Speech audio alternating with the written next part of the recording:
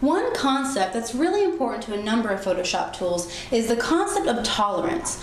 Tolerance comes into play especially when we're talking about illustration tools and selection tools, like maybe the paint bucket tool or the magic wand tool. Now the reason that tolerance is important, again, has to do with this concept of pixels. Now as I showed you before, when you are zoomed out of an image, a number of pixels can look like one shade. When you're zoomed into the image, suddenly you see that each pixel has its own different color. Now, let's say I take a tool like the magic wand tool, and I'm going to go ahead and hover over this pink area. From far away, when I'm hovering over this pink area, you may not realize that my tool is hovering over an individual pixel at every moment. So when I click, I'm clicking on an actual pixel. I won't see the pixel because I'll be too far away, but you have to trust that you're hovering over that one little pixel. Now, in the case of the Magic Wand tool, which selects an entire color, this is actually pretty easy to do for an image like this because, as you can see, all these pink pixels are the exact shade of pink, and all these green pixels are very different. So it would be easy for me to select all the pink in an image like this that has flat color. The problem really comes when we start going into photographs that are a lot more complex. Now, I showed you this image before, and just as before, when you were zoomed out of this, you're going to see one blob of pink. It's only when you zoom in where you see these little pixels or little blobs of pink are actually different shades of pink. So again, I have light pink, dark pink, red pink, purple pink. And now when I'm far away with my Magic Wand tool and I click on these, I'm not going to get all these pinks. I may get too much, I may get too little. It's just more of an issue of trying to select with your Magic Wand tool the exact shades of pink that you actually want, or the exact part of the image that you actually want. To do that, we use tolerance. Now, tolerance, when we're talking about Photoshop, is actually quite similar to the way that we use tolerance in real life. So if I say that a human being is tolerant, or that you're tolerant, what it means is that you're accepting of differences in other people. Somebody who's intolerant or not tolerant does not accept differences in other people. So for example, somebody who's racist is intolerant, meaning they don't like people who have different colors. Somebody who is tolerant is accepting of people who have differences, including maybe different colored skin and things of that nature. So one funny way to look at it is sort of like viewing the Magic Wand tool like it could be racist or not, depending on how you manipulate it. If the Magic Wand has high tolerance, if you go to the options bar up here, if you make the Magic Wand tool of high tolerance, what that means is it's very tolerant. It likes differences in pixels, so it accepts different color skin tones of the pixels. What that means is whenever I hover over one of these pixels that are pink, it'll select all the pixels that are similar, even if they're not the same. So it likes differences. It'll take all pink pixels, dark pixels, light pixels, pink pixels, reddish pixels, purple pixels. Will take them all if they're even somewhat similar. And now some cases that's not what you want. Maybe I only want to get just this one exact shade of pink and it's selecting too much and I want just like that one little part. Then what I would do is I would make the Magic Wand tool less tolerant or more of a racist. So I'd reduce his tolerance and make him more intolerant. That means he's not accepting of differences. He only wants things to look just like he does. So when I click on a pixel with my Magic Wand tool, if my Magic Wand tool is low tolerance, it'll only pick pixels that are very close in color. So if you want less of a selection, you have low tolerance. If you want more of a selection, you get high tolerance, and he'll end up selecting more. Okay, now for this point in the demonstration, what I'm going to have you do is I'm going to have you work off the background layer. So to make it easier to see the background layer, I'm going to go ahead and have you hide all the layers on top. So let's look over here at our layers palette, or our layers panel, and go ahead and click on the eye. Again, I know it's hard to tell that's an eye, but it's a little dot, the black dot next to the layer icon. You can click on it to hide it. Let's click on hide on this one, click hide that one, until we just see our background layer. Now, just because we've hidden all the layers doesn't mean we're actually, just because we can only see the background layer, doesn't mean we're actually on the background layer. To be on the background layer, after you hide the top ones, you also have to actually click on it so that this name right here, as you can see, is blue. See how you select your layers like this? So just click on the background layer. And now what we're going to do is I'm going to introduce you to a tool that I actually quite like a bit. To find it, you're going to click on where your paintbrush or pencil tool is, click and hold down, and you're going to look for a tool called the Color Replacement tool. color replacement tool. Looks like a brush, but it has a little color picker on top of it. So click on the color replacement tool. All right, excellent. Now first let's go ahead and click a brush. So we just need like a round brush. Doesn't really matter what's what kind.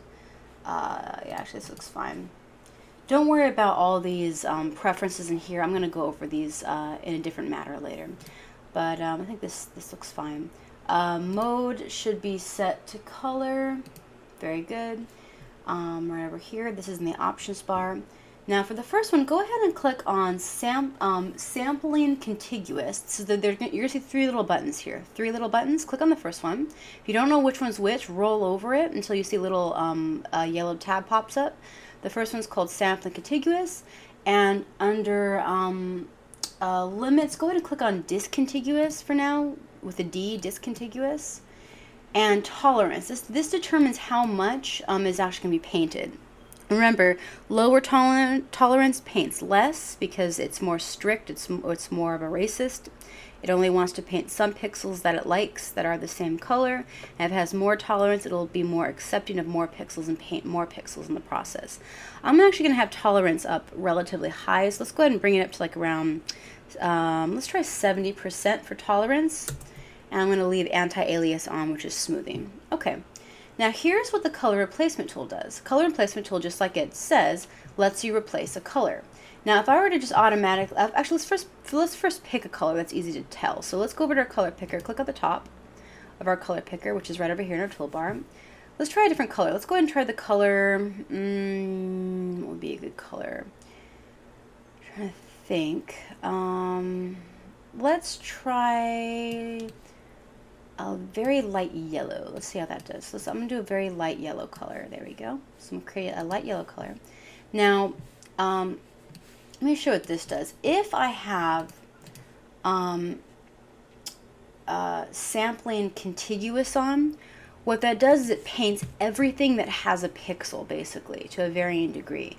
It might paint it, again, to a varying degree, meaning, like, let me show you this. If I paint on top of this, you'll notice how it paints everything with a wash of this light yellow color, which in this case is coming out kind of green, but it basically is painting this wash. Oops, excuse me. So this just washes or bathes everything in a bit of a yellow color. Well, let's decide that's not what I want to do. What I want to do is I just want to change these green pixels in the background. So you see these green pixels in the background? Let's say I've decided that, you know what, I don't like these green pixels. I like the reddish color I've chosen here, or the purplish color, but I don't like these green pixels. I wish I had painted these yellows instead. If only I had changed those to yellow. Here's what you would do. Look for the second button in among these 3 buttons in the options bar. It's the middle one. It's called sampling once. Click on that one. Click on sampling once. Now watch this. Again, I'm on my background layer. If I zoom in, it'd probably be easier for you to see. And zoom into this corner over here. Now, as you can see, I have these green pixels. So you have to be careful about where you start. If you want a smaller brush, do the left bracket on your keyboard. Again, the brackets are the squared off parentheses buttons on your keyboard. That'll make it smaller, and to make it bigger, you use the right bracket. Right bracket makes it bigger, left bracket makes it smaller. Like so, like so. Right bracket, click, click, click, click, click, left bracket, click, click, click, click. Now, I'm going to hover over this green area. This is it, where you start matters. So I want to make sure, I don't want to start over here. It's not going to get the green.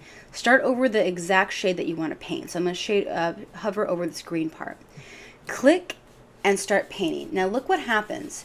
You'll notice automatically it's getting rid of these yellow pixels. And if I start painting throughout the entire image, look, it's painting, it's covering up the green pixels all over the place, and it's bathing it all in this yellow color. It's basically it's replacing all the green pixels with yellow. So if I zoom out more, and I start again, you have to again start in green and start painting. Oops, excuse me. If I want to paint more, I could always just use a bigger brush. Start, click, and paint. There we go. So look at that. So I'm painting everything that's green yellow. Now if I don't paint enough, let's say I wanted to paint more of it yellow, I would just bring the tolerance up the next time around. So I could bring the tolerance up to, try 100. If I do 100, it's going to get too much of the red part, but let me just give you an example of how that looks. There you go. There we go. All right, and that's how I replaced the green parts with yellow. Now, the last one is sampling a background swatch. Here's essentially what that means. It depends on your background swatch over here. So look over here where in your color picker. The background color is the color that's underneath the top one, underneath the foreground. Click on the background color, and I'm going to set it to, let's say, this red color. So I'm going to hover over this red color and click on this. It's sort of like a reddy, purpley color. Click on that. Now, let's see. I'm going to go ahead and change. Let's say I wanted to change this purpley color now to like a more of a dark green. So I'm going to change this to dark green. There you go. Change it to dark green. There you go. All right. Now my background color is dark green. You see in the color picker here, the background, the one underneath the top one is dark green now because I changed it. Now what I'm going to do is I'm going to hover over this purple part. And what this is going to do is it's automatically going to change this to a dark green whenever I hover over. So it changes the color to it changes this color to whatever my background color is. See, so it changes this to this dark green. Now, right now my tolerance is at 10%, so you can see how I'm only getting some of this red parts, but not all the red parts. So again, I need to make my tolerance higher. So let's say I'm going to bring my tolerance up to 100. And if I click on the red parts now, look what it does. Now it colors everything that's even slightly red. Anything even slightly red, it'll color like this. See? So now I have dark green on top of yellow instead of what I had before. And that's just how you can change the images, change the color of your images. I could do it the other way around. Let's say I change this dark green back to a purpley color. I hover over dark green, and now I can paint it again. Oops. Oh, whoops, I have to paint background color. There you go. You know, it's being, it looks like it's being a little difficult because I think these colors are too similar. So let me try. Yeah. There we go. Try that again.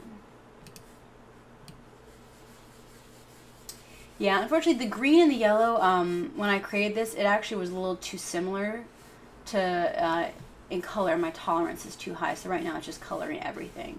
But this is just a way for you to change your colors. So right now I have, yeah, I just switched it to the dark color. Let me try to bring the tolerance down.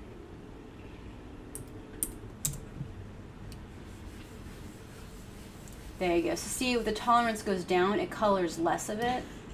And let me go ahead and change the tolerance now to like 5% or so. If I change the tolerance to around 5%, you'll notice it'll only cover certain parts now. See? This gives you a sample. All right. And so on and so on. But that's basically how you change colors once they're already painted down without having to use your selection tool. All right. Next thing I'm going to show you how to do is how to erase parts of your image.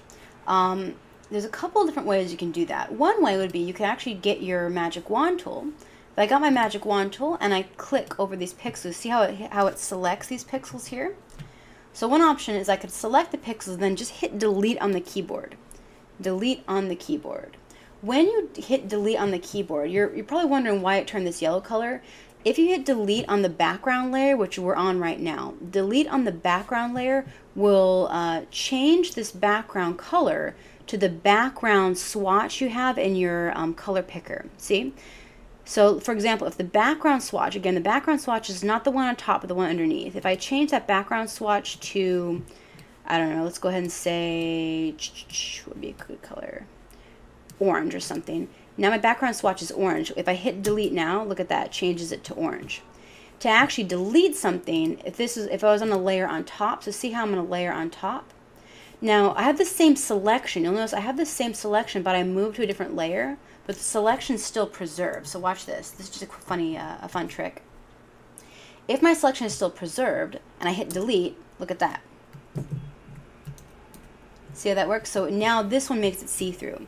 So in conclusion, if you have a selection on any layer that's not the background layer, I repeat, any layer that's not the background layer and you hit delete on your keyboard, it'll actually delete it and make it see-through.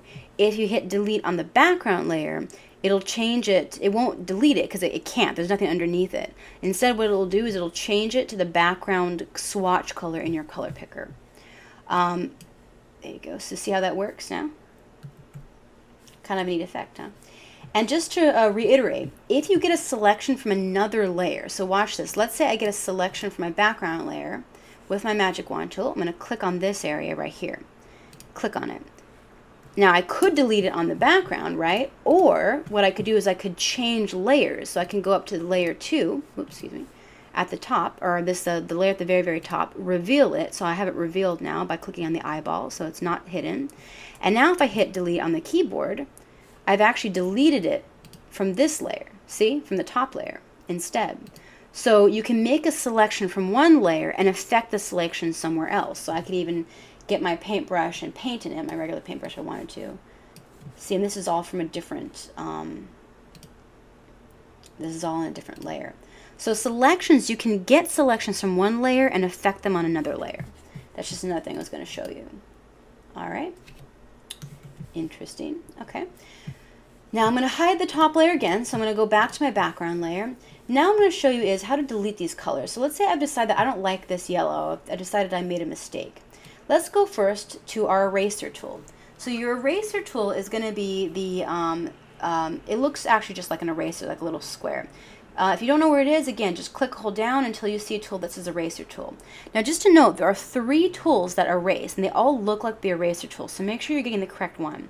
Remember, I'm talking about slots here, which if you don't know what that means, I'll go over it later, but it just means you want to check all your tools and your options before you use anything. So I'm going to go ahead and click on eraser tool, make sure I have my eraser tool. Up here, the interesting thing about the eraser tool is in the options bar, you can actually change the brush that you use to erase stuff. So, for example, if I click on this brush, I can actually erase, oops, excuse me, by using this tool. Oh, now, just to know, I am on the background layer, as you can see. So when I erase, it just changes the color to my background swatch, right? Here's something, I have an idea, actually. Sorry to change this up on you, but let's actually keep the eraser tool, but I'm going to do something else. Let's bring back our layer 2 at the very, very top. So I'm going to reveal it by hitting the eyeball, and I'm going to go, you know, let's just reveal all the layers. Go ahead and reveal all the layers again. Make sure all the eyeballs over here are visible. I have a fun idea I'm going to show you guys. So make sure you're on the top layer. Let's go back to the top layer. Click on the top layer for a second. Now I'm going to zoom out. Now here's an interesting thing about the eraser tool. Again, you can change the brush. So I'm going to click on this brush, and I'm going to click on it like a special looking brush. It looks kind of like this, as you can see. If I click to delete, look what happens. I'm actually deleting, but I'm deleting in a weird shape. So I'm erasing stuff, as you can see. I can erase a big chunk of my image, but I can erase it in a pattern, which is kind of fun. So, so it actually goes, it's showing me, there you go. Yeah, it's showing me this color thing behind it, which looks like this. And that's what I'm revealing right now. But the eraser tool essentially just erases anything, all pixels. It'll erase all of them. I can lower the opacity up here in the options bar. So let's say if I bring the opacity to 50, it'll erase less of it, as you can see, than it did before. So I'm just not erasing the entire thing. I'm just erasing part of it, right? Now, there are other ways to use the eraser tool that are kind of fun. It has to do with brushes. So now is a good opportunity for me to show you the brushes palette. So here's what I'm going to have you do. Look for your brushes panel. Excuse me, your brushes panel. If you don't see it, look for window up here at the very top. Go to top, window, brushes. Again, that's the menu, window, brushes. This is your brushes panel right over here. You see this? The brushes panel is actually very, very fun to use. It basically lets you alter your brushes. So here's what I'm going to show you. There are different ways to alter your brushes. There's the shape, the scattering, the texture, a dual brush, color dynamics, noise, all sorts of different things. Let's start with, what would be a good one? Let's start with shape and scattering. here's how this works. So right now I have a brush selected. Let's start with a round brush. So look over here with my eraser tool. So again, the eraser tool erases using a brush style. So I repeat, the eraser tool erases using a brush style, just like your paintbrush. So you click at the top left of your options bar up here. I can pick a brush. Let's start with a regular round brush, a regular hard round brush. When I click on that, you'll notice in my brushes panel over here, the brush over here changes based on what I click. I want a regular round brush which looks like this. This is my stroke. If I were to erase with this, you'll notice, well, right now my opacity is actually at 50%. I'm going to bring that back up to 100%. All right, so my opacity in my options bar is back up to 100%. So now look at this. See how it erases in this line, right? It's erasing this top layer. I have decided I want to change how this brush looks. So I'm going to use my brushes panel to change this. Let's first check shape dynamics. So click on shapes dynamic, the little box, and check it.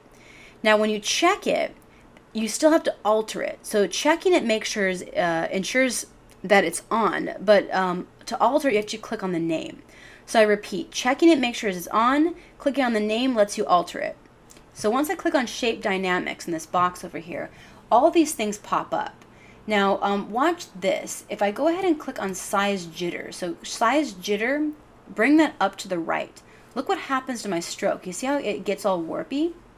Now, let me explain what jitter means. When something is jittery, we say that it's not stable. So jitter means something's not stable.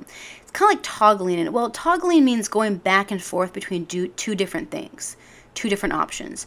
Jittery means, or when something has a lot of jitter, we say that it's going back and forth between multiple options. So it does things randomly.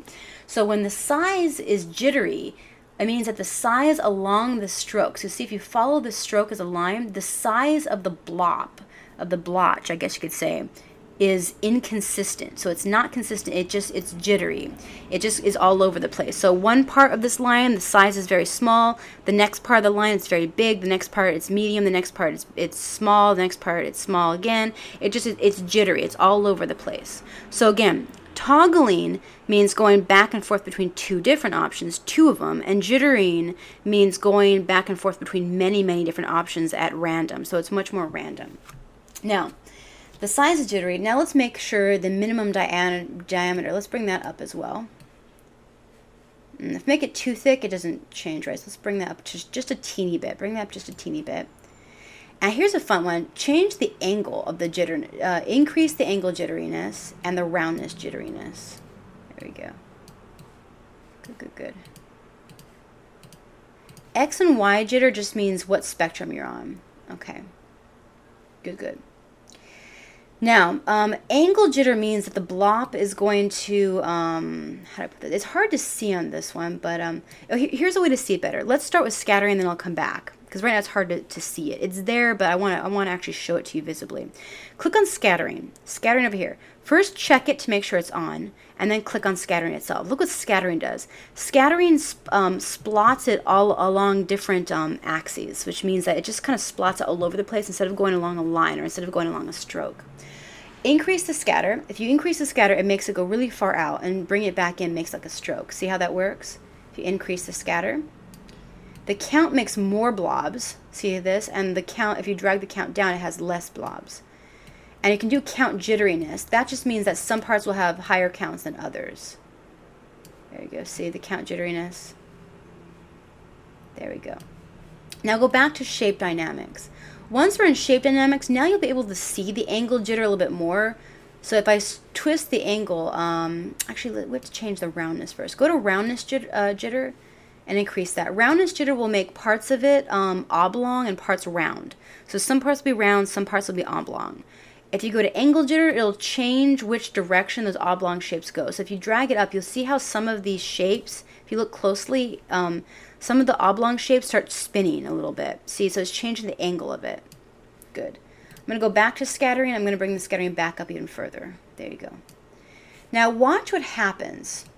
So let's say I like this, and I'm going to go over here to my painting. I'm going to make my brush bigger. There we go. And now watch what happens. Now keep in mind, I have an eraser right now. I don't have a regular brush. It's not painting. It's actually making a scatter effect. Look at that. Isn't that cool? So this is a scatter erasing effect.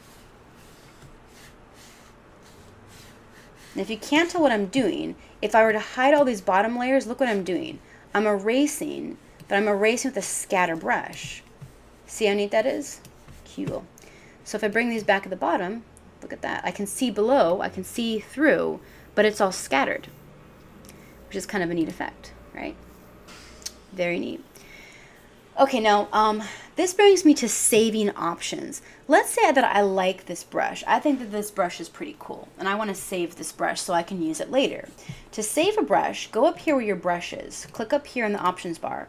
Click on the options bar, and look for this little button underneath the arrow in the right corner of this box. So look at this box. You'll see a little arrow. If I click on the arrow, it brings up a menu. Below this arrow that creates the menu, below that, you'll see a little box that has a square in it, right over here. If you roll over that, it'll say create a new preset from this brush. Click on that. When I click on this, this box pops up. And it says hard round 501, right? It'll say something different for you. That's okay. Let's rename this. Let's call it this my scatter brush. Scatter brush. When I call it my scatter brush and click OK, look at what happens in my brushes over here. It saves it at the very bottom. So now anytime I want to use this brush, I can go back and use it. So if I click on the butterfly brush, for example, and let's say I start erasing butterfly shapes on here. I don't know why I would, but let's just pretend like I'm erasing with butterflies. Let me zoom in so you can see a bit more. All right. So let's say I'm going to erase with butterflies over here, and then I decide, oh, you know what, I want to go back and get that old brush I made. I can click up here, and it'll be the very last one at the bottom. So you might have to scroll down, very bottom, and there's my scatter brush, and I can go back and use it again. So that's how you save your brushes to use for later. I could also use this brush with a different tool. So let's say I want to get my regular paintbrush. So I'm going to get my regular paintbrush tool now. My regular paintbrush tool. I go to this section up here of my brushes, click on that, and at the very bottom there's my scatter brush. But this time I'm painting the same brush, but I'm actually painting, I'm not erasing. So if I zoom out, let's say I want to paint green on top of this. I could go to my color picker, pick green, and now look, I can paint green on top of it with my scatter brush. Pretty cool, huh? Now, you can also actually save, let's say I want to share my brush with a friend. I want to save it and take it home with me for my home computer. Let's say I had Photoshop at home, or I want to upload it to the internet so other people can use it. The way that you would do that is if you get your panel, you get your panel, your brushes panel right here. Top right corner of a panel always has a menu, remember? Click on that, top right corner. Now, this shows me all the different types of brushes there are. Remember I talked about appending brushes so I can see different options? That's what that is. So these are all different types of brushes. However, I can create a new brush by going Save Brushes. So I can click on Save Brushes. And what this does is it actually lets me save this. So I can call it My Scatter Brushes. I could save this to my desktop if I wanted to. Save it. And later, you'll see on your desktop, I'll have an icon that says My Scatter Brushes. I can actually take this home with me or upload it to the internet. If anybody else double clicks on this, they just double click on it, it'll load that brush for them. Or if they put it on their desktop and they go here, top right corner of this panel, and go to Load Brush. So instead of Save, I go to Load It. I can find that brush to load. So it'll open up the screen and say, which brush do you want to load? I click on Desktop, and I can find that brush. The brush being right over here. See My Scatter Brushes. I can click on that and load it, and it'll load that to my library for me to use. And that's how you save brushes to the desktop if you wanted to move it to a different computer. All right, and so that way you can save your brushes to your flash drive if you wanted to. Okay, so let's go ahead and play around with brushes a little bit more, and then I'll show you how to save more presets. So let's say I'm going to create a new layer, because I've used this layer so much, I feel like I should probably create a new one at this point. So let's create a new layer by going to our Layers panel over here. Look for the icon next to the trash can. Don't click the trash can. If you click the trash can, it'll delete that layer. I don't want to do that. See, if I click on it, it says, do you want to delete this layer? No, no, don't delete it. The trash can just deletes a layer. The button right next to the trash can creates a brand new layer. Click on that. Now I've created a brand new layer. layer 3.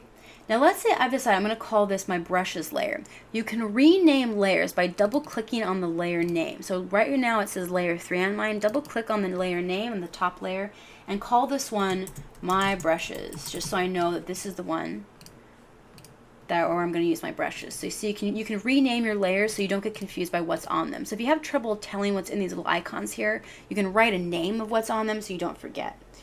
All right, now let's go ahead and get a paintbrush now. So I'm going to get my regular paintbrush, and I'm going to play around more with these brushes. So I've already showed you scattering and shape dynamics. Let me show you some more fun stuff. Let's go ahead and go to texture. Click on texture and select texture so it's on. If I click on texture in here, so look at if you click on this, you'll see up here it gives you a weird pattern shape. Click on that and you see it drops down to all these different types of textures. Let's go ahead and click on one of these gray ones. These gray ones are very textury. I like them. Okay, so I picked on sort of a barky, fabricy looking texture. I can click on that. And now you can see what it does. Look down here. See how it affects, this texture affects your brush. See? I can pick different textures and see how they affect my brush. So let's just say I decide I like this one. I like how this one gives me an edge. You can do whatever texture you want. I can increase or decrease the scale. If I increase too much or decrease too much, you're not going to see the texture on the edges as much. So somewhere around the middle to high point will be better. I can change the depth. The lower the depth, the less obvious it's going to be. And I can texture each tip. You see where it says texture each tip? Texture each tip. Click on that. And now I get more options, so I can change the jittering of the depth, the minimum depth, and so forth. There we go. Now, if I try to use this, there we go. Pretty good.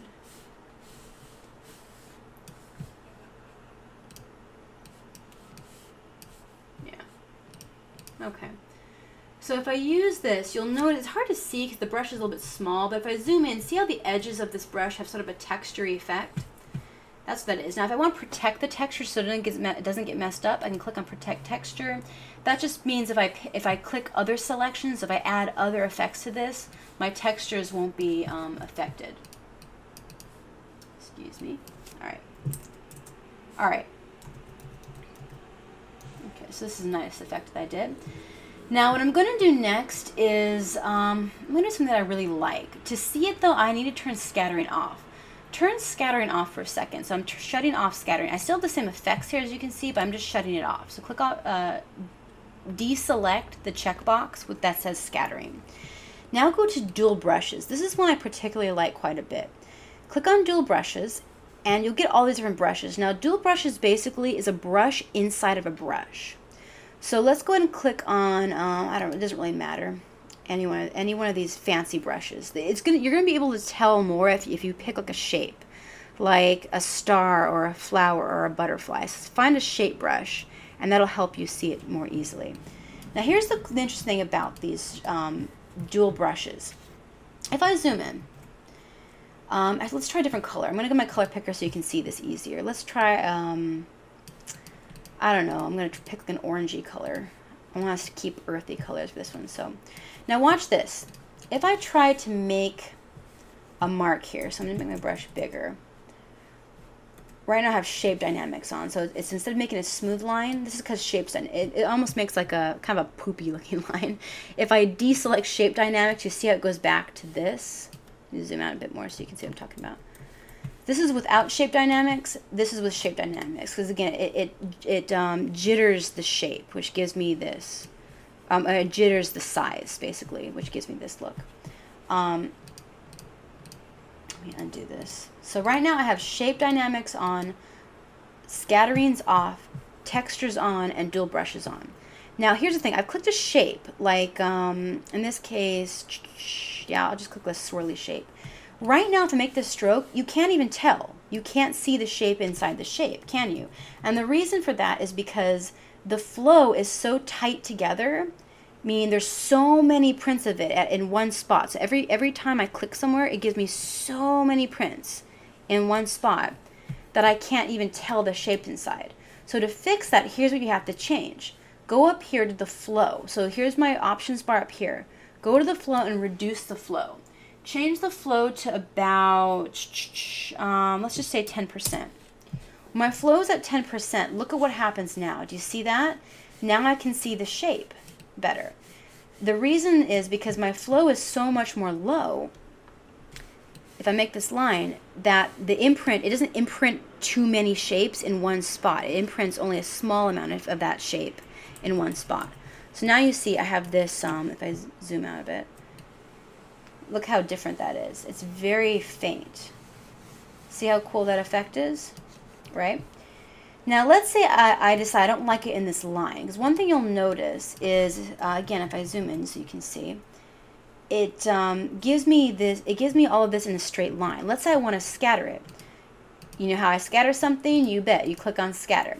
Let me go back in my history for a second. There you go. Okay, so I'm going to put scattering back on. And now I'm going to do this with my brush. So let me, I'm going to actually bring the flow up a little bit now to like 20% just so I can see it a bit better. Zoom out. And here's my brush. So now I'm going to go ahead and scatter this. It's going to be kind of slow. In fact, I don't know if you can see it. The brush is so light. Let me zoom in a bit more so you guys can see it. I'm going to shrink this brush down a bit. All right. Again, I'm shrinking and making it bigger using my brackets. Okay, there you go. So it does this effect. The more that scattering's on, if I increase the scatter even more, there you go. All right, the more it's going to scatter it. It gives me a very nice painterly effect. Let's go ahead and try, I'm going to go back to dual brush. Let me try another dual brush. All right, I like this one quite a bit. Very cool. So I'm going to zoom out. And now I have this other neat brush. It's so hard to see because there's so much going on in this picture. Let me make it easier on you. Here's what I'm going to do. I'll give a second. One thing to know, I should warn you in advance, you're probably experiencing this right now. It's probably, the computer's probably loading really slowly for you when you use this brush. It's because there's so many effects going on. That's normal though, don't worry about that. I'm going to create a new layer, a brand new layer. Click on this. I'm going to create a new layer with my new layer icon right over here. Another way to do that is you go to the top right corner of your menu and click on this. This is in the layers panel. Click on that and I can go new layer right from here if I need to. So this layer, I'm going to click on the name, layer 3, and rename it to my eraser brushes. So I'm naming it my eraser brushes. This one I'm going to fill with a color. Here's how you do that. On your keyboard to select all, again, you do Command A to select all, or you go to the top up here, select all up here in the menu. I'm going to go ahead and add a gradient to this, let's say. Oof, I did a rainbow gradient. I don't like that rainbow gradient. Let's see. It's not what I want. You know what, actually just make it easier on you. I'm going to go ahead and just fill it with a plain color. I'm going to fill it with sort of like a peachy color, let's just say. Actually, you know, the colors are too similar. I'm going to make a brighter color. Let's fill it with pink. I'm going to fill it with like a light pink color. Light pink. And then to fill it, you go Option Delete, or you can go to Edit Fill and fill with a color. Now what I'm going to do is I'm going to go back to my brushes. Again, don't worry, we didn't paint over everything, we painted on this one layer. Make sure you're on the correct layer though, you're on the layer on top, otherwise you're going to paint over or fill over all your old work. So make sure on the very, very top layer. The only thing that's on this layer right now is the color pink, as you can see. So if I hide it, you can see that's the only color that we have up there. Now I'm going to pick on one of these brushes, make it a little bit bigger, so I'm going to get my paintbrush, I'm sorry, get my eraser. Get your eraser tool, get in my eraser tool. So I have my eraser tool now, which is right over here. Get your eraser tool. Change, put the scattering on, put shape dynamics on, put texture on, and go to dual brush and put dual brush on. I'm going to pick another one of these. Let me show you another example of how this works. Now the flow I'm going to change. I'm I'm going to drag the flow down to like 20%. Let's try 20% in the flow. So one more time, I filled a new layer. Just to reiterate what I did, I filled a new layer, created a new layer on top, called it my eraser brushes, selected all, select all, edit, filled with a pink color, and now I got my eraser tool from the toolbar, made sure my flow is on 20%, and then I went to my brushes palette to change it this way. Now watch what happens when I erase on top of this.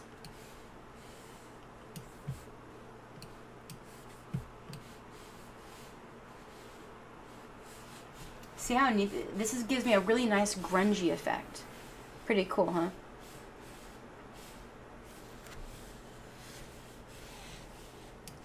I can turn scattering off to make it go more in a line if I wanted to. So now I have more of a line instead of a scattered area. I can bring scattering back if I need to. Bring the count higher.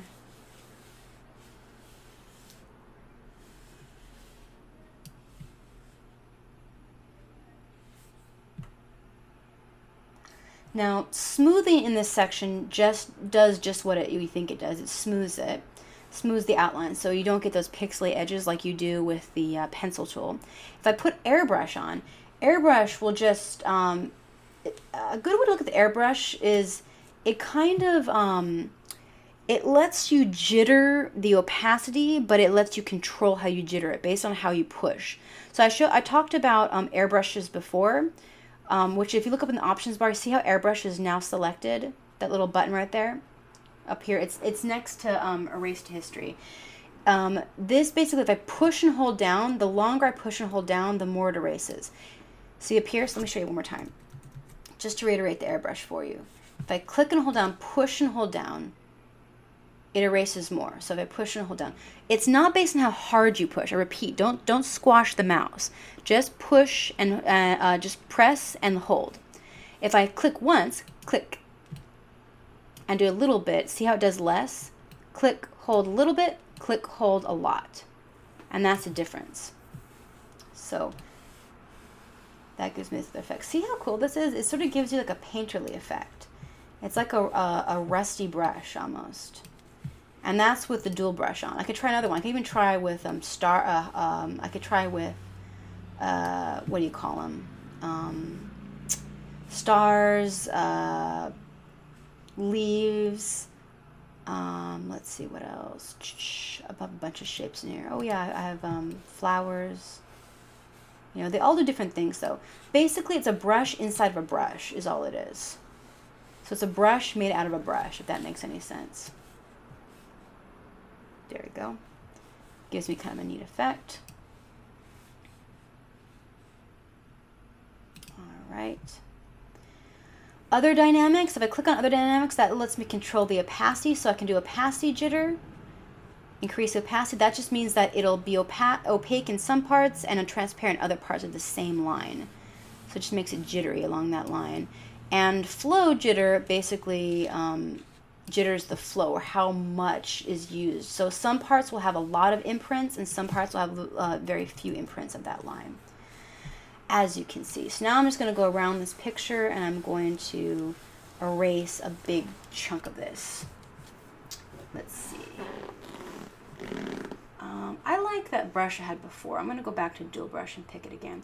Again, it doesn't really matter what brushes you pick. You can just sort of do this at your own pace. Again, notice that you'll notice I did a whole bunch of marks and it takes a really long time to load. That's perfectly fine. That's just what it does because there's just so much memory that is involved in when you adjust these brushes. If I turn on noise, noise basically gives it sort of a good way to look at noise is it kind of gives like a spotty quality. When I show you a noise filter later, it'll make more sense, but it's almost like it basically changes the pixel, not so much the color, but it just changes the jittering pixel by pixel, if that makes any sense. So every single pixel will be different instead of every single stroke will be different. You'll see what I mean by that more later. I'm going to put protect texture on. Let me go back to dual brush. I like this one I had before. I thought that one was pretty good. I'm going to increase the diameter, and I can increase the spacing. If you increase the spacing, when you go to dual brushes, this will give you more of a, well, you see what it does down here. It basically just gives you a lighter flow in a way. There you go. More of a count. Scatter. I'm going to scatter it a little bit more. I'm scattering my dual brush now. Now, if you so scattering in the dual brush and scattering regular are actually slightly different. Remember I said dual brush is a brush inside a brush? Regular scattering scatters the main stroke brush, and dual brush scatters the brush inside the brush. If that makes any sense. I know it's difficult, but if you basically don't have to memorize this, just know that you can play around with these things. So if I click on dual brush, you'll see there's also a scatter inside here. This will scatter in the brush inside the brush. So if I want to, let's say I click on this, I'm going to click on this butterfly, and I'm going to increase the scattering. It'll give me less per area, and I'm going to increase the spacing. Increase the space, increase the scattering of the butterfly. And then when I go over here, you'll see that what happens, I just painted, give it a moment to load. The butterflies are more separated out. They don't look like they're in a stroke anymore. Let me give you another example. So down here, I think I painted too much on this section. Look at this corner over here where it's pink, so you can tell a little bit better. If I paint along this, I clicked and held down. Give it a second to load. Again, it's very slow because there's so much going on. Actually, you know what? There is so much going on this. Let me see if I can just paint on top again, just so you guys can see.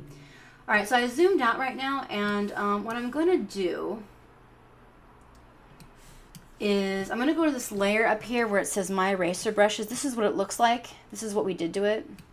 On top, see, we erased a bunch of it.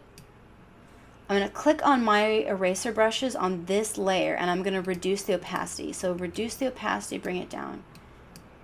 And that gives me a little bit more control over how much pink I have in this picture. Good. All right. Now I'm going to create a new layer on top of this one, another new layer. And I'm going to have my butterfly selected. And now what I'm going to do is I'm going to go and get my paintbrush. So get a paintbrush. Good. Go back to dual brushes. Click on the butterfly. Increase the spacing. Increase the scattering.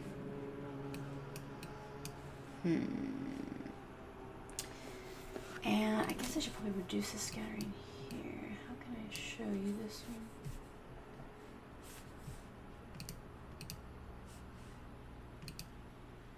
Yeah. Okay.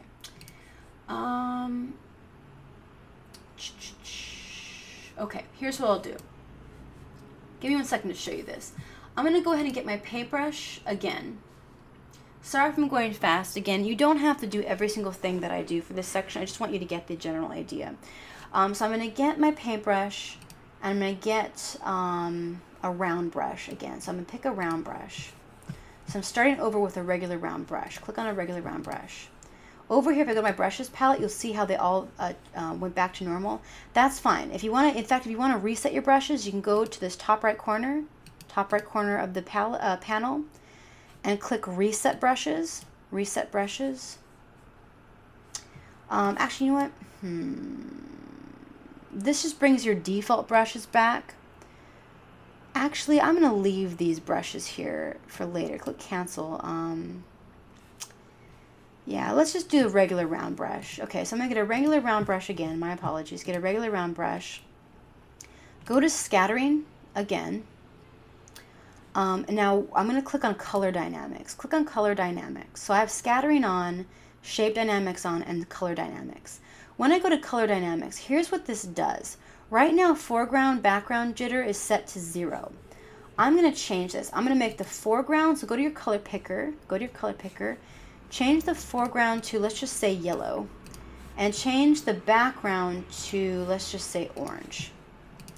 So my foreground's yellow, my background's orange. Let's bring up this foreground background color over here in the panel where I am, the brushes panel. Bring that up to like 50%. I'm going to increase my brush size. Now, watch what happens when I paint over this. Oops, it's hard to tell once I zoom in. Okay, I don't know if you can tell what it's doing, but basically what it does is, oh, right now, you know what it is? My flow is really low. I'm sorry.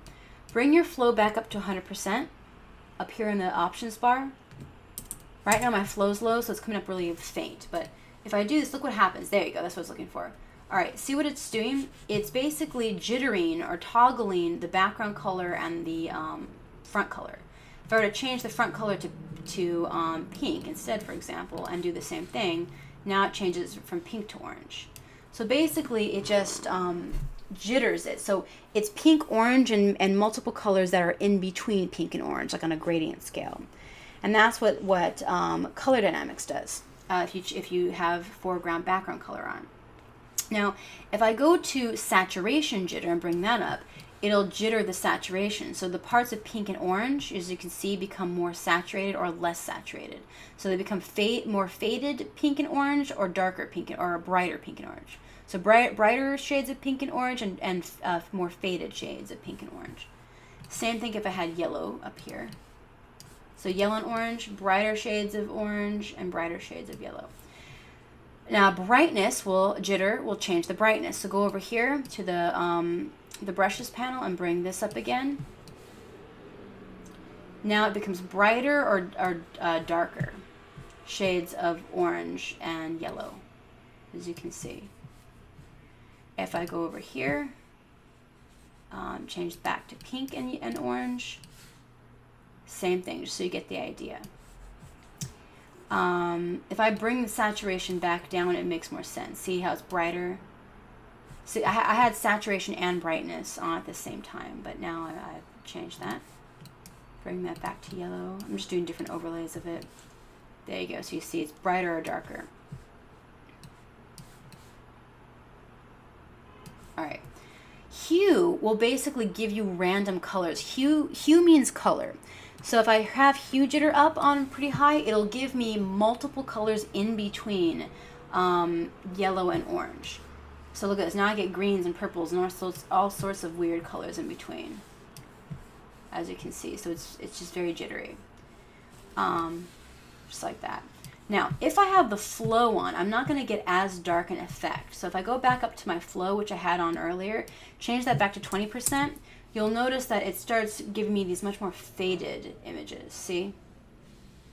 Because it's not as highly pressured. So each imprint is much less pressured. This is just a good way for me to blend this. Very good, right? Okay. So right now it's just loading because I did a bunch of strokes. So I'm giving it a second to load all these faded ones. So again, this is just the flow on low.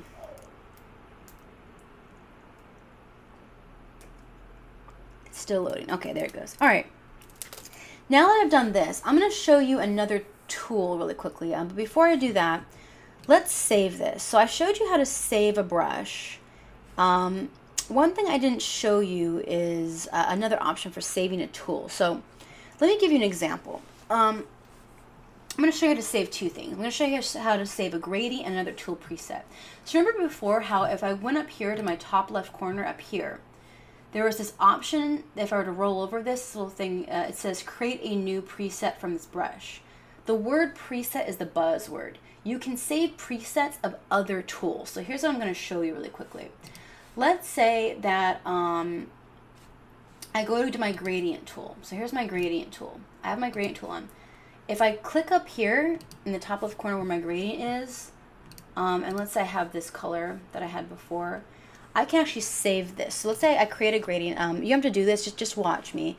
I'm going to go ahead and change this to green. So I have yellow, green, and brown, right? And it looks like part of this is transparent. That's fine. Watch this. If I go ahead and go to save, I click on save. See where it says save? I can click save, and I can actually save this gradient to use for later. So I can call this my gradient, and this will save it to the desktop. So I click on desktop, and I can actually save this gradient for later. So as you can see over here, I have a gradient that I save. So I can save my brushes, my gradients to my desktop or to my flash drive, and I could go save those and upload them to another computer. So if I double click on it, I could load a gradient to my other computer at home, or I can upload them to the internet and let other people use these gradients. If I want to use my gradient, I can click on load, which is right over here, click load, and then I could find that same gradient to upload to my other computer. So if I had saved this to my flash drive, see right here, I can click on this and upload it for later. The other option is, let's say I just want to save it here to use later, I can click on new, right over here, new. It's being slow. Oh, there we go, so there. So I clicked on new. See how this one now? It's right up here. So I actually made 2 of them, which I didn't need to do, but that's fine. So if I click on all of these, I can go back and actually save my gradient for later. So if I ever wanted to go back and use this gradient, I can click up here, click on it, use it, and there's my gradient again. See? Kind of neat. All right. If you're wondering what I just did, I have this gradient. So I picked this gradient, and now I set the mode to screen instead of normal. So before, if this is normal gradient, it covers the entire thing.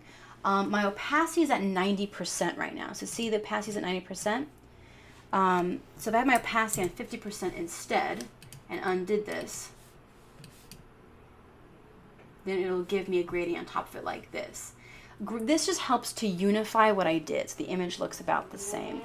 I can also affect it by changing the mode. I'm not going to explain all of these blending modes yet. These are called blending modes up here where it says mode. I'm not going to explain all of these for now. I'm just going to explain them later. But just be aware that they're there. So if I want to do something else, like I could try screen. There you go. It just helps me blend them together. So you can just play around with these different effects. All right, that's how you save a gradient. Now, let's decide that what I've decided to do here is I'm going to blend some of these colors together. Actually, what would be a better way? Here's what I'm going to do, actually. Better idea. I apologize. Click on layer 3, your very top layer. This is what we did on our top layer. It looks like this. I'm going to reduce the opacity, so click on this one, go to opacity and reduce it. There we go, so we can see through it a little bit more, like that. I'm going to go to my eraser brush. I'm going to drag this on top. Here's how you change the order of layers now. Click on my eraser brushes, click and drag up. And look what happens. I drag all the way up to the top. I can plop it on top. See what I did? If I drag my other brushes on top, I can drag that on top and so forth. See, I'm just changing the order of these. Pretty fun.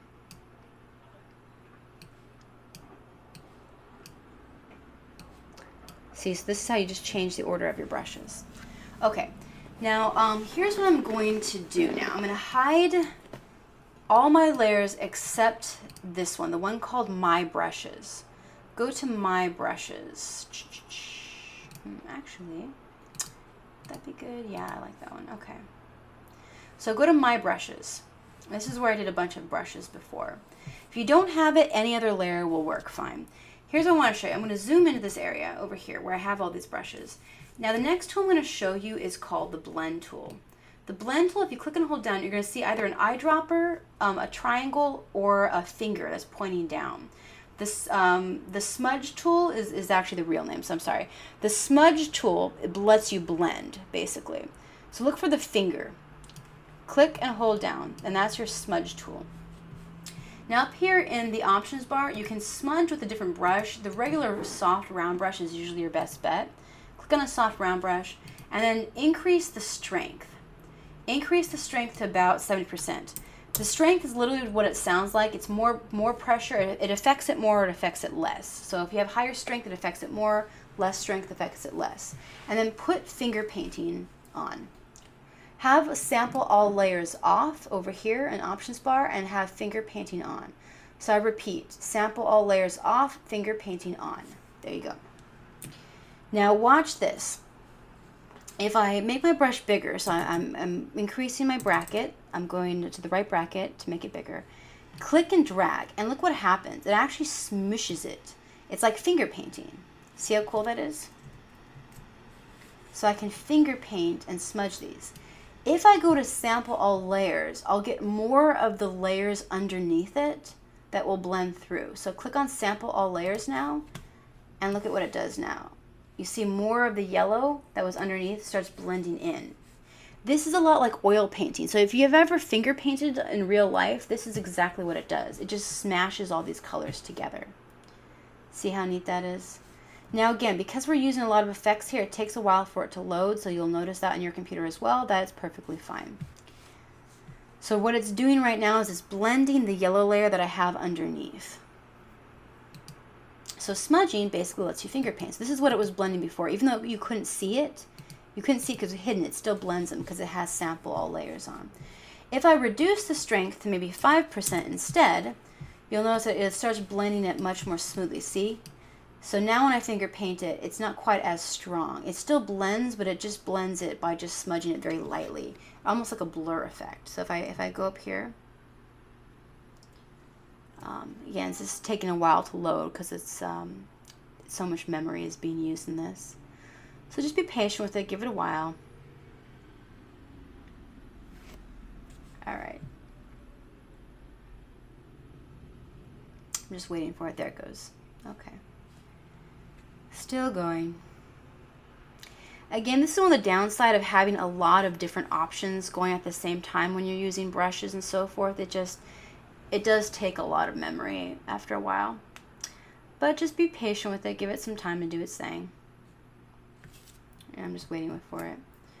But again, very easy to remember. The smudge tool just lets you finger paint. It just blends pixels together and mixes them up, just like you were finger painting. Oops, so there we go, okay. So now you can see what I did to it. Over here, this is what I did. So I just blended these pixels together. See how they got all smudgy? So I can click and drag. See what it does. Now it's going to take a while to load. That's fine. Smudge, smudge, smudge. And this is when the strength's on low. When the strength's on high, it does something more like this. It really smudges it quite a bit, as you can see. Now, let me show you how to go around your picture while I'm at it. Actually, you know what? Before I do that, let me show you one last preset to save. So I showed you how to preset your brushes and save your brushes. I showed you how to save your gradients. Here's the last thing I'm going to show you. Look for the Tool Presets palette. Tool Presets palette looks like this. Click over here. If you don't see it, go to Window, Tool Presets. Basically, this lets you save a preset for any number of tools. So I'm going to put my brushes back over here for now and hide them. So let's say I like my smudge tool with the strength at 10% or something. So let's say I've done this with my strength. The strength's at 10%, and let's say this is my favorite way to do this.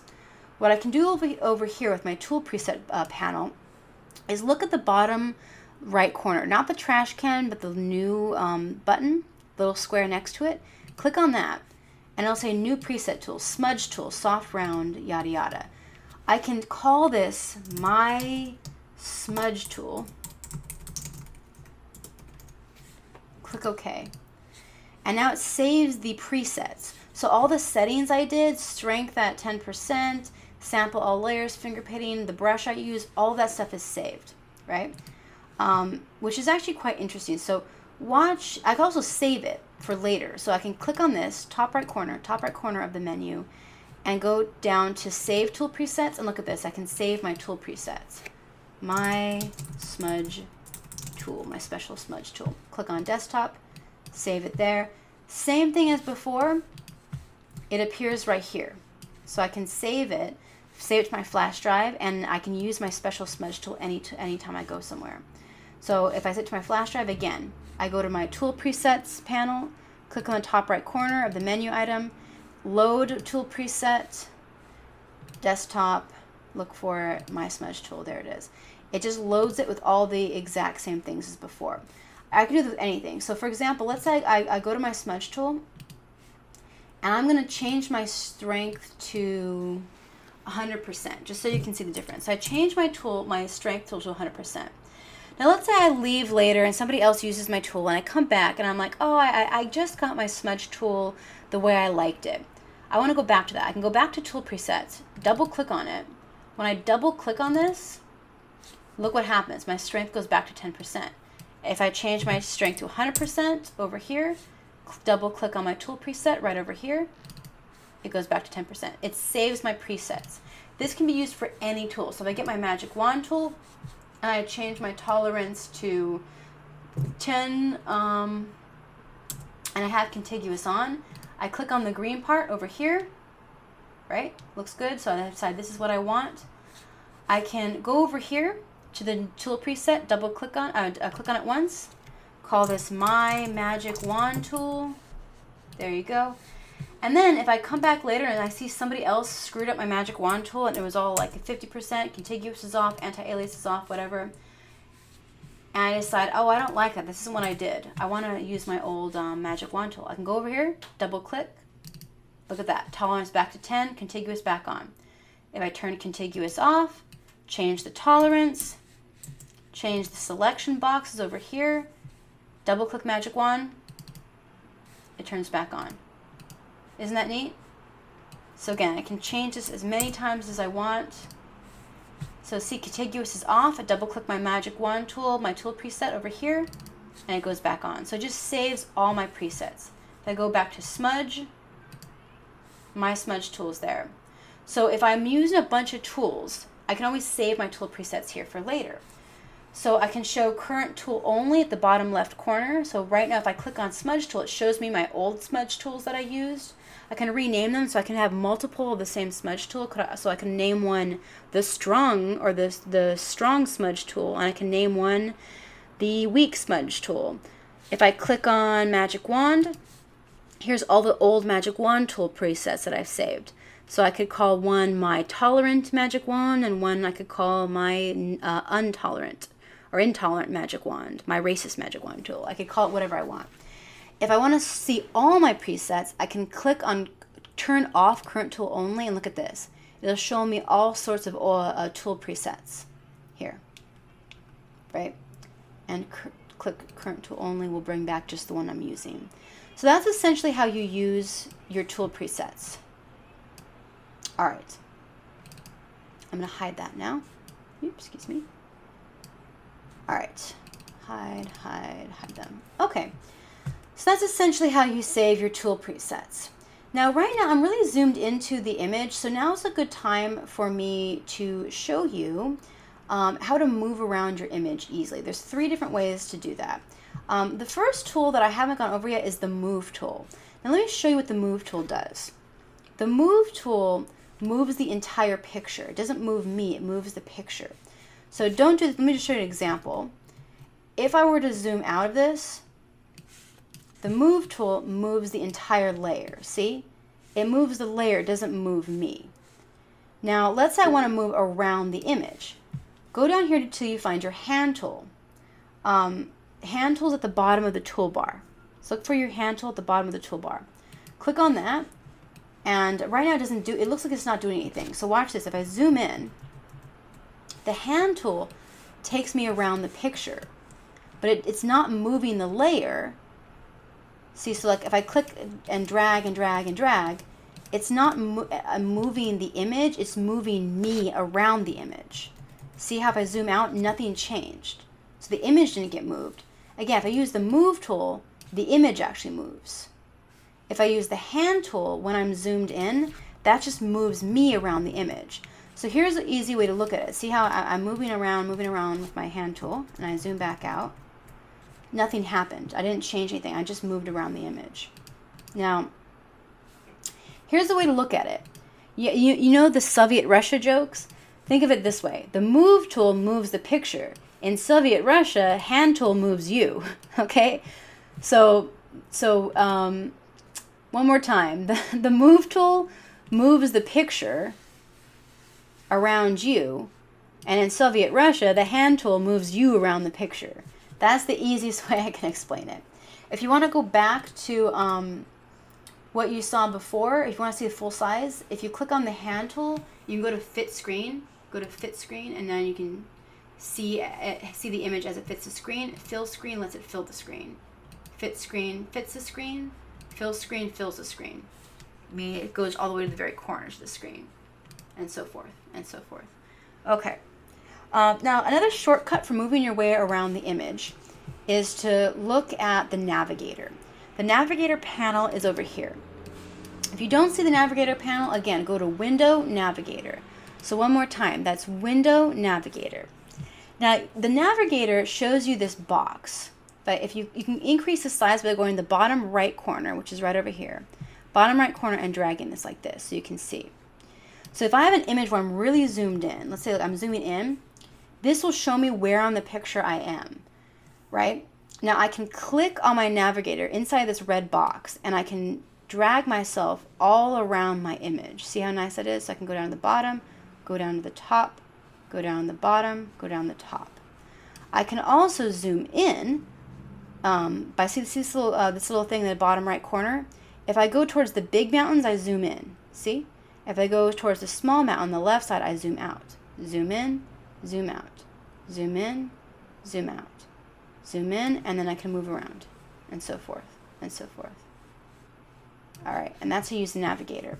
If I'm done, I want to go back to what I was. Go to the very top where the hand is. There's two ways to do this, actually. Do it with the hand tool, or you can go to the magnifying glass tool. Magnifying glass tool lets you zoom in or out. It also has the same options. I can zoom in by having the plus icon here in the top left corner, the two icons, or the minus icon will let me zoom out. The shortcuts in your keyboard, one more time, are Command minus to zoom out, Command plus to zoom in. This one has the same options, so I can fit screen here and fit screen on the hand. So again, the hand moves you left, right, up, and down, and the zoom tool or the magnifying glass tool lets you zoom in or out. The Navigator lets you do all of those things at once, and it shows this for you on one panel. And that's what the Navigator panel does. Hide that now. Excellent. Okay, so let's see. So I've gone a long way from talking about the eraser tool. So I talked about brushes, I talked about presets. Let's go back really quickly to eraser tools. So let's reveal all my layers. So I'm revealing all my layers one more time, okay, like this. Now let's go back to my eraser tool. If I click and hold down, you'll see different options. I have a magic eraser tool and a background eraser tool. Let me explain what these two things do. I'm going to click on my magic eraser tool, and here's what my magic eraser tool does. Instead of erasing a line, so let me give you an example. The regular eraser tool erases like this. Let me show you an example. Oops, excuse me. Okay, let me find a regular brush. Okay. Let me turn my flow back onto 100%. Remember, always check your slots before you use a tool. Okay. So I have my eraser tool, opacity is 100%, flow is 100%, mode's brush. I'm going to move this up, I'm going to erase. This is what the irregular eraser tool does. It erases in a stroke. The magic eraser tool is like the paint bucket. So remember how the brush is a brush and the paint bucket is the paint bucket. It fills an entire space based on pixels. The magic eraser is like the paint bucket version of the eraser. So if I click on magic eraser, watch what happens. Actually, let me go to this one. All right, so this is my background. Watch what happens. If I click on this area with my magic eraser, you'll notice it will erase all pixels of this color. Now, the magic eraser has tolerance, you'll notice. So for example, if my tolerance was on really low, like let's say my tolerance was on 5%, and I went to erase, let's say this red part here, you see how it leaves all these red marks around here, around these edges? That's because it only wants pixels, again, if it's low tolerance, it's erases. It only wants pixels to be the exact same color. If they're not, it won't erase them. So if I undo that and I increase my tolerance to maybe 20, look at that, now it erases more. See? I can also erase with opacity. So if I go to opacity in my options bar, reduce that, click on that, I've erased it, but not fully. So I'm going to reduce my opacity to 20%, and look at that. Now it's only partially. It's like a curtain. It's only partially erased, and so forth. Just to show you, here's what the paint bucket tool does one more time. So if I click on my gradient, click and hold down, look for your paint bucket tool. Your paint bucket tool fills pixels of the exact same color. It's sort of like the magic wand tool, but instead of selecting, see, let me show you. Here's the magic wand tool. If I click on this, magic wand tool will select all these pixels of the same color. If I undo, the paint bucket tool fills pixels of the same color. So if I have it set to yellow and I click on it, it becomes yellow. See? It gives you this effect.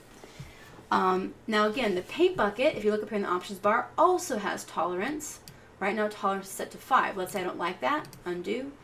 Bring the tolerance of the paint bucket up to, let's say, 30. And then I fill it, and look at that, it fills a lot more. Again. I can fill contiguous. So right now contiguous isn't on. So if I have contiguous on, it'll only fill areas that are touching. So it'll fill these, but not this area, because this area is isolated away. It's not touching. See, if I click on this, it's not going to fill this area. Undo. If I have contiguous off, click on this. It's going to fill everything, even if they're touchy or not. We've already talked about anti-alias, talked about opacity. Again, opacity just fills with us. If I reduce the opacity, it just fills the lower opacity. I can keep filling something more and more times with opacity on low. So I can click, click, click. And then all layers just basically fills all the layers. All pixels of that color on multiple layers. So if I had red pixels like this on other layers, it would fill them too, is all that means. But that's, you don't have to worry about that. Okay. Last tool I'm going to show you that I really like. So keep in mind, the eraser, the irregular eraser tool is the erasing equivalent of the brush tool. The magic eraser tool is the eraser equivalent of the paint bucket tool. And the background eraser tool is the eraser equivalent of the color replacement tool, which is the one we did before. Remember when we changed the green pixels to yellow in the background, which we did here? It's the eraser version of that. So let me go ahead and show you the background eraser tool. Background eraser tool, you'll notice, remember, so let me show you here's the color replacement tool, which looks like a paintbrush. Remember, it's under the brush and pencil tool. This one has these 3 options. Remember these 3 options here: sampling contiguous, sampling once, and sampling background. If I go to the background eraser tool, it has those same 3 options. Limits, I'm going to put discontinuous because I want to affect everything, not just things that are touching. Tolerance, again, tolerance is always standard through everything. And now what I'm going to do is if I show you sampling contiguous, it'll go in a straight line. It'll make sure everything's touching. So you can also, again, you can change the size of your brush. You can't do much else. But watch this. There you go. Now here's the difference. If I use the regular eraser tool on my background, remember how before it replaced it with this yellow color? Remember how I mentioned how the background is locked. The background doesn't let you erase. If you try to erase or delete something on the background, instead of deleting transparent pixels, it'll give you the background color in your color picker. However, if I use either the background eraser tool or the magic eraser tool to erase my background, this is what happens. You see in the layers panel, it turns it to layer 0, and it's no longer locked. You don't see that little icon in it anymore. So watch what happens. I can click on here. Let me go ahead and bring the opacity up and click on this, and look at what happens. It actually erases the background. So the eraser tool alone does not let me erase the background, but the the background eraser tool and the magic eraser tool unlock the background layer so that you can erase the background layer. So here's what's going to happen. I'm going to go to my background eraser tool, and I'm going to start erasing.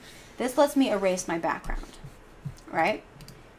Let's say I don't want to erase everything. I just want to erase a certain color. So let's say I decided I want to erase, what would be a good color to erase? Let's say I'm going to zoom in, and I'm going to try, it's going to be tricky, but I'm going to erase just these red parts.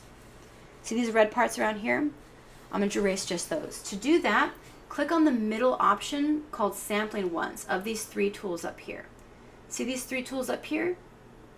Click on Sampling Once. That's the middle one. And then you're going to hover over just this red part. If I click and hover over that, look what happens. It erases primarily that area, but it's also erasing more. And I think it's because I have tolerance on too high. So let's go ahead and reduce the tolerance to 5%. Click over this area again. Look at that, much better. So now look at how it's erasing. It's erasing just the red parts on the background. Excellent. Now, let's say that I wanted to protect this red color. To protect, you see this option up here that says protect foreground color. Protect foreground color. To protect the foreground color, go to your color picker, click on it, select the color you want to protect. I'm going to click on this red color. So I'm hovering over this red color, I'm clicking on it. Now my foreground color is the color of this red. I'm going to go up here to my options bar, click on protect foreground color. Now even if I hover over it, and I click on it to erase it, look at this, it doesn't erase it, it's protecting my foreground color. If I turn protect foreground color off and I click on top of the red, start erasing it, it'll let me erase it. That's all. Now if I undo, and let's say my foreground color, I'm going to switch it, make it orange, and I have protect foreground color on. Protect foreground color only lets you protect the color that's in the front over here in the color picker. Since it's orange, it's not gonna protect this red anymore. You see, it only protects whatever the color picker says is the foreground color. In this case, since it's not red anymore, it'll let me do it as much as I want. The way that one more time, the way that both the magic or the background eraser tool and also the color replacement tool work, the way that they both work is whatever color you hover over first, that's the color it'll replace or erase. So if I click on top of the green and I start here, it'll erase the top of this green, undo. If I start on top of this yellow, it'll just erase on top of that yellow, and so forth and so forth. Now let's say that it's really hard for me to continue to erase this yellow color without zooming out, right? Here's what I would do. I could go to my color picker again, click on the color picker, and click on this yellow color. Let's say I want to erase this yellow color now, and I want to erase it throughout the entire image. Click on the yellow color. So now the yellow color is selected. Click OK. This yellow color in my color picker now matches this. If I go up here to my options bar, I'm going to roll over the third of this box. It says sampling background swatch. Sampling background swatch is the third box here. Now I have to sample the background swatch. So if I want to erase the yellow, I have to move the foreground color to my background color. To do that, one more time, you click on the little swatch, the little switchy one right up here. See up here on top of your color picker? You have a little bendy arrow that switches your foreground and background color. So if I click, see, now they're switched. So now my background color is the same yellow as this. And now I have sampling background swatch up here on. Now watch what happens. If I start erasing, it'll erase the yellow part. But now watch this. If I zoom out, let's say I start over here on top of green. Even though I'm starting on top of green, it doesn't matter. I'm not going to erase green. I'm still going to only erase this yellow part. See how that works? So one more time. The first box out of this three, and this again, this goes for both the background eraser tool and also the color replacement tool. The only difference is color replacement paints a different color in that spot, and the background eraser tool erases the pixels in that spot of that certain color. These three boxes do the exact same thing on both sections. The first one, sampling contiguous, erases or paints over everything. The middle one erases or paints over the pixel color that you start with. So if I started over green, it would only affect the green of that pixel. If I started over red, it would affect all the red pixels. And the third one, which is called sampling background swatch, will only affect the colors that are closest to the background swatch, which in this case are yellow. And that is essentially how that works.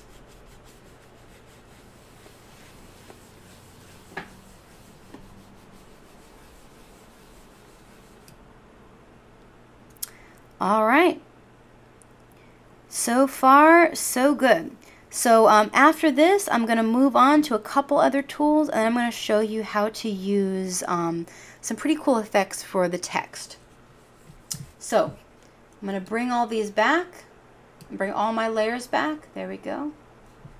And I'm going to move my bottom. See, now that this is movable, this background layer, I couldn't move before unless I duplicated it. Now that I've used my magic eraser tool and my background eraser tool on it, it now turns, it doesn't say background layer anymore. It doesn't say background anymore. Now it says layer 0. This means I can now manipulate it. So I'm going to go ahead and click and drag that up and move this on top of everything. There you go, just like that. Another cool effect. All right. One of the most important features in Photoshop, and also one of the most useful aspects of Photoshop, is something called layers. Now, layers can be a little difficult for students to understand when they first start using Photoshop, but once you get to use them more and more, you'll find that layers are actually quite simple to use, and they're actually very, very beneficial. There's something that you can't do when you have when you're creating regular artwork. Now, what I'd like to show you first is the layers panel. If you don't see your layers panel, which looks like this, you can find it in the window menu up here. Click on window, and then you'll be able to see your, it's sort of like pulling out this drawer. You'll be able to see your window panel drawer with all your layers in them. Now, here's what happens. Layers are essentially like clear pieces of paper, just like this. So you take a look at this clear piece of paper here, you can see that my hand, if I put my hand underneath this transparency, you can see through to the other side. You can see my hand beneath it, like a window. So we talked about the word transparency before. Again, transparency just means that it's see-through. Every layer that you create, with the exception of the background layer, in most cases, is usually transparent, meaning you can't see the layer itself because it's see-through, but you can affect it in many different ways. Now, here's an example of what tends to throw students off when they first start using layers. So let's say I create a layer, I'm going to start painting on top of it. So I grab my paintbrush, here I go, and I'm going to start painting on it. I'm going to make some shapes and so forth, and they're all in red. Now let's say I'm going to create another shape on this one. Let's say I'm going to start making blue shapes and start painting in blue on it and so forth. Now here's where students get frustrated by layers when they first start using them. Let's say I've created all these shapes. Now, your gut reaction when you start using Photoshop is you're going to think that because these are different colors or different items on the page, that means you can just get your move tool and you can start moving them separately. So I could grab this blue circle and move it over here, grab this red line and move it over here. The reality is you can't do that. Here's what's going to happen. Everything's going to start moving together like this. And I'm going to move the entire piece as one. Now, the reason for this is because of layers. Everything you do on one layer gets stuck to that transparency, gets stuck to that layer. So I can't move these things separately if I make them on one layer. So the first thing you're going to say is, well, this is frustrating. How do I move these things separately if I change my mind later? Let's say I don't want these circles this close together, or I want to get rid of one of them, or get rid of one of these lines. How do I do that if everything that I draw gets stuck to the page like it's a real painting? Their answer is this. You can create more than one layer. So let me show you an example of that. If I grab another transparency, so let's say I create a new layer, this gets put right on top. So every layer gets put on top of the next one. So what would happen here is you would see it say layer 2. So let's say I would get one of my paint brushes, and let's say I make this one green. I can then start painting on top of this layer. And I might make some green shapes and so forth. And maybe some purple, let's see. So some purple shapes and whatnot and so forth and so forth. So the idea is this.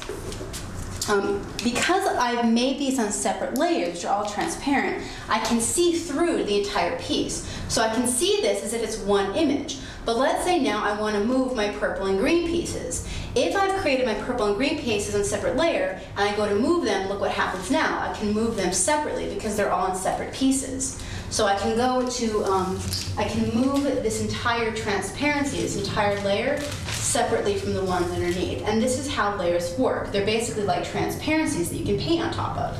Now, this brings me to one of my most important points. the first frustration that kids have when they work with Photoshop is they forget which layer they're working on. Remember, as I told you before, when it comes to using your tool, you always want to make sure before you use your tool, you check your options. The second thing you want to check your layers. I can't tell you how many times kids start drawing and doing all their manipulation on one layer, and they don't realize it until it's too late, and they can't go back in history anymore to change it, and then they're stuck with everything being on one page. Now, you can make as many layers as you want, so if you want to do separate pieces, I can even do one shape per layer if I want to, one separate piece of text per layer, and that's probably the best way to go. So every time you want to create a new image, or if you want to preserve, sort of like a snapshot, you can also duplicate layers. So to duplicate a layer, you just drag that layer over to the new layer button, you have a duplicate of it, and then you can just continue to work off of this one layer without affecting the ones underneath it.